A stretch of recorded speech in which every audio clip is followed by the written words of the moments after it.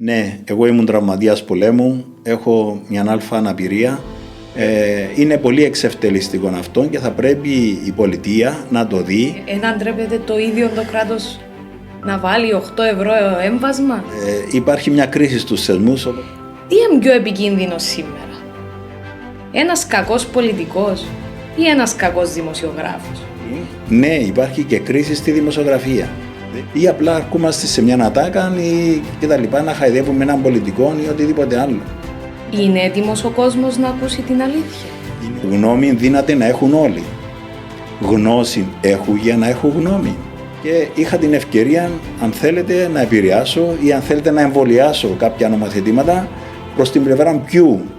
Αν έχει δεύτερον παιδί η οικογένεια, μένει με τους παππούδες και τις γιαγιάδες. Ξέρετε τι λέει το παιδί εκείνο μου, γιατί έμαθα στη ζωή μου να είμαι μια ζωή μαχητής. Είναι μια πολύ ωραία ερώτηση τούτη. Επέστρεψε η χάρις του Θεού. Που είδα ανθρώπους δίπλα μου να σκοτώνονται, κεφάλια να φεύγουν και πόδια κτλ.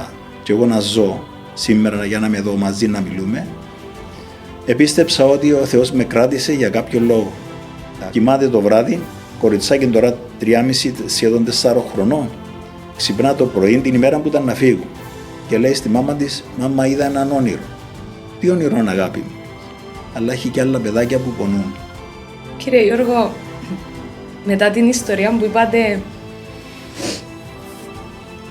δεν ήξερα πώς να συνεχίσω να σας ρωτώ για πολιτικά θέματα, γιατί νιώθω ότι... Να πετάξει το επιπρόσθετο πόδι του πας στο τραπέζι.